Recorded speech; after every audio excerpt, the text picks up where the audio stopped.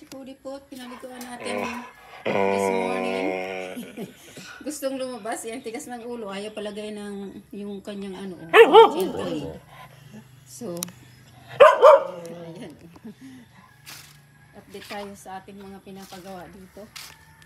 Ito, may bago tayong deliver na ano. Sand, saka gravel. Dalawang cubic. Tapos, ito, pina-flat ko na dito. Para maano na. Ayan, medyo flat na. Tapos ito. Tapos, nag-start ako ng mga, ang daming nahulog dito palang ano, gravel. Ayan. Sana hindi umulan. Ma-stuck dyan yung tubig. Sa bagay later, pwede tanggalin natin. Tapos dito nila tinapon yung mga lupa. Ayan o, doon nag-start na akong i-flat-flat yung doon. Ayan dito o, dami na naman. So, ito yung ano natin. Gawin later. I-flat-flat natin na ng kaunti. Tapos yan, malinis na pala yung nasunog na dyan. Wala na. Tapos ito, kaunti-unti. Tapos yung ating fence, ayan, patapos na. Ano na lang, dalawang poste na lang yung doon sa dulo. So dito, ay,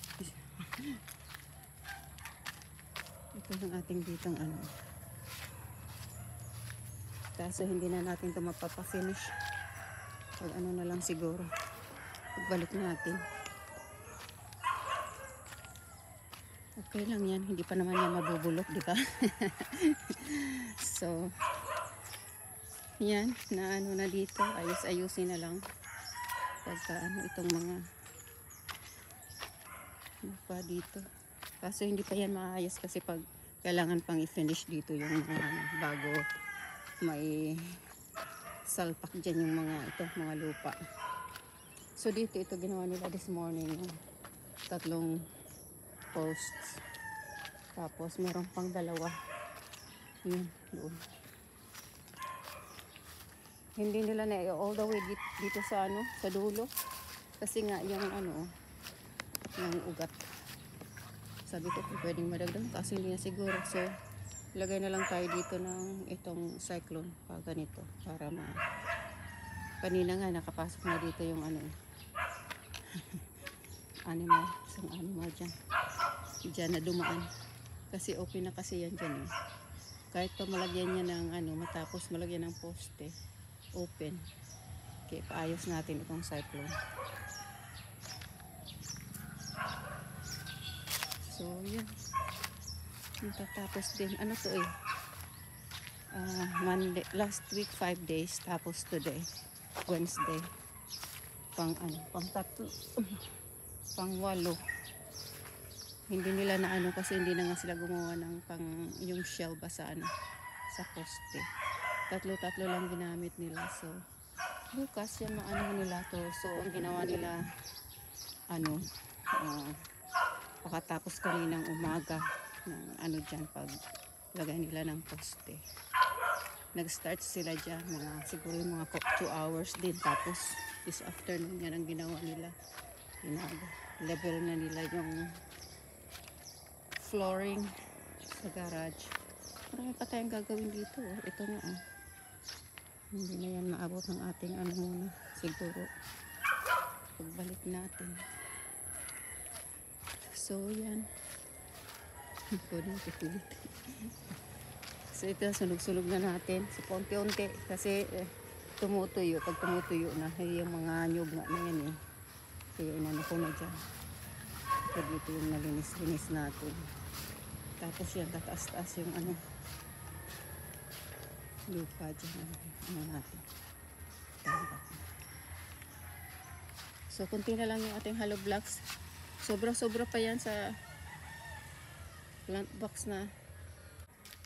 So dito sa side na ito, maglalagay sila dito ng ano, ng hollow blocks na. Siguro, not sure, pwede siguro dito ng dalawa. Ang pataas dyan. Basta yung ano dyan sa ano, sa ano na to, sa roof, dyan. So in between dyan. Malagyan. Siguro dalawa yan. Tapos doon isa. Yung sa kabila. Para masyado kasi maano ko na itong ano, beam dito. So, maanuhan pang tukod. Yung tukod na rin. So, hanggang kailan, hanggang ano lang to, Saturday. So, bukas ano pa lang naman, Thursday. So, 3 days pa. So, doon kalahati doon na araw. Tapos, maglalagay sila ng ano, ng barbed wire sa palibot niyang fence na yan. Hindi pa yung malalagyan kasi bukas magkaano pa lang sila ng ano, ng fence. Bubuhusan pa lang nila yung fence, yung dalawang natira. So, ano na yan, Friday sila makapag-fence. Madali lang naman yan. Tapos ito dito, mag-ano na dito. Para kahit pa paano, itong flooring dito na, ano na. Okay, later. Ayan. Na-spread out na natin. Pero, marami pa tayong mga babasag-basagin na ano, na lupa. Ayan. At least na ano na natin. Na flat-flat na ng konti. Ayan si Cody po. Iihi pala. Linabas ko. Kasi nagtatawag na eh. Kanina ayaw. So yan. Papoy. Yan lang ang naano natin oh. Diba? Gumanda na ng konti. No, tabunan natin yung mga damo dyan. So, okay na naman yung mga damo. Katulad dito oh. Yung ano dito. Ang dami din dito ang damo. Tinabunan din natin. Tsaka yung yan dyan. Ayan oh. Meron pang ano yung pag-deliver ng sand. Saka ano. Gravel. Ano ito. Tapos yung ano pala dito. Ito wala pang bunga. Pero yung doon dalawa. Malaki na nga yung ano. Ayan yung ating mango beans. Yung ating mango beans. Oh, malalaki na yung ano. Ayan nga, meron na palang umiitim-itim. Oh. Ayan oh. Madali lang pala ito. 2 months lang. Ano na, ayan. Madami ng bunga. So sabi ko kay Joshua, i-harvest niya ito at ipunin lang at pagbalik ko. Tanim uli. Baka malinisan natin dito. Spread out natin dito. So, ayan yung ating ano, yung squash. Dalawa yan sila. Yan. Sana matuloy yan. Kasi yung doon, malaki na nga dyan, nahulog pa. Doon sa likod ng ating ano, kitchen, meron din doon. Ano, isa. So, yan. Yan yung ating ano. Maliliit ng ating ano, yung tinanim kong ano to, peppers. So yan o, diba gumanda na naman dyan. Lumaki yung ating garden. Tanim-taniman na uli yan dyan. Yan nga o, yung kahapon doon, yung sa kapatid ko, nagpapa-fence din siya doon sa, ano, sa tabi ng kalsada. Yan, mga binunot na yan doon. Sabi ko, itong ano, aloe vera. Sabi ko, kunin ko kaya at itanim ko. Ayan. Pagtanim tayo dyan. 4. Yun pala at maaano dito. Matatabunan yung mga damo. Meron pa namang hindi mga natabunan kasi mataas-taas na nga yung itong dito. Tapos dyan. Spread out pa natin yan ng konti. Tapos mga babasag-basagin natin yung mga ano. So, okay na yan. Ito oh, tumaba yung ating ano, lalo na yung isa na yan. Yung ating marigold. Yan.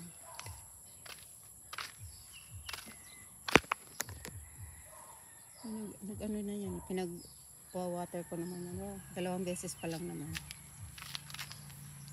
Water natin kasi very dry na nga yung ano. So, yan. Flat na yung ating ano. Bukas tapusin nila yung fence doon, yung 2 posts. Tapos tanggalin yung 3 doong linagay kaninang this morning. Tapos dito uli sila. Lagay na ng rebar. Tapos malay natin baka mabuhusan na rin. Nakapag-start na dyan ng flooring. So, ito oh, meron na namang mga lumabas na mga bago, yung ano, yung kahapon nakapag-harvest ako dito ng ano, 7 na ano, bunga. Ano ko, prito. Ngayon, ayan na naman, oh. 4. Yan nga na, nabulok. Ano kung meron pa. Meron pa dito mga ano. Kinuha ko kasi yung ibang maliliit dito eh. Siguro yung dalawa. Mga kasabayan ito. So, mga couple days naman, malalaki na naman yan. So, yan pala yung ating ano, nahulog na. Nabundol, baka hindi naman yan matuloy. Sa bagay, talagang hindi siguro. Ayan o, ano na talaga, tanggal na. So siguro itanim na lang natin yan. Pagka, ano, kasi parang tanggal na siya. So, okay. Babay na muna tayo. At gabi na, basag-basagin pa natin yung ano dyan. Yung mga lupa. Kasi bye-bye, kaulipot. Kasi bye-bye na. Bye-bye. Ang bango niyan, pinaliguan ko yan kanina. Okay, bye. Look. Bye-bye na.